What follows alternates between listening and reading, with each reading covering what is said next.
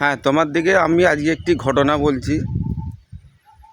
তা ফেসবুকে কাজ করতে করতে আমার একটি মেয়ের সাথে আলাপ পরিচয় হয়।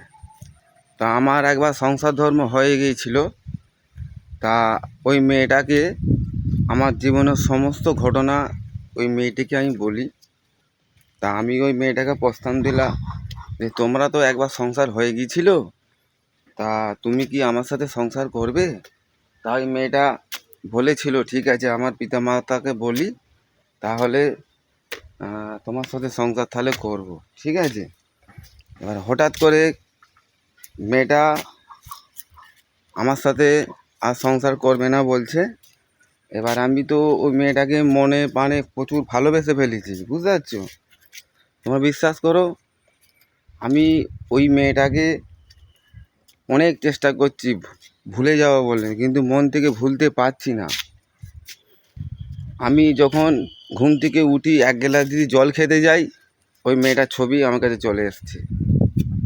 আমি কাজ থেকে উঠে যদি মুড়ি খেতে যাচ্ছি, দেখি না ওই মেয়েটার ছবি আমার কাছে চলে এসছে খালি। বুঝতে পারছো, আমি কোথাও শান্তি পাচ্ছি না। আমি যেটায় যাচ্ছি, বনে বাঁধারে যেটায় যাচ্ছি, খালি ওরই মুখটা আমার কাছে চলে এসছে ভেসে ভেসে। আমি খুব সমস্যার মধ্যে পড়ে গেছি ওই মেয়েটাকে ভালোবেসে। আমি ভুলতে পারছি না। তোমরা আমাকে একটু সাহায্য করো না, কীভাবে ওই মেয়েটাকে আমি ভুলে থাকতে পারি। আমার এই কথাটা যদি ভালো লাগে, তোমরা অবশ্যই আমার পাশে একটু সাহায্য করবে, বুঝতে পারছো। এই ঘটনাটা আমার জীবনে এখন ঘটেছে।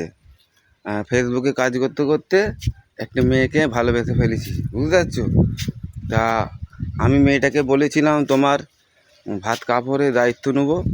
তো আমার বয়স বেশি না, আমার বয়স 35, আর মেয়েটার বয়স হচ্ছে 28। ও আমাকে বলছে তুমি বুড়ো হয়ে গেছো, তুমি কবে কি হয়ে যাবে, আমার পয়সা তুমি বসে বসে খাবে, বুঝতে পারছো। এরকম আমাকে বলছে মেয়েটা। আমি কি করব, আমি তো ভুলতে পারছি না।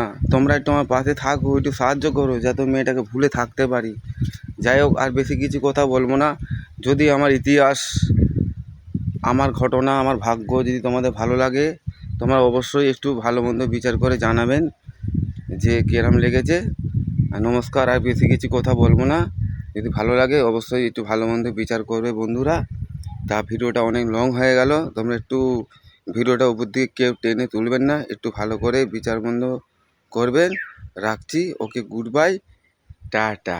ভালো থাকবেন, সুস্থ থাকবেন, বুঝতে পারছো।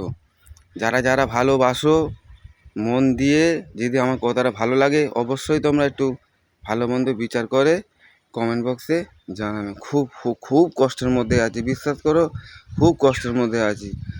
স্বামী বিবেকানন্দ আর রামকৃষ্ণ কী ভালোবাসা ছিল আমি জানি না।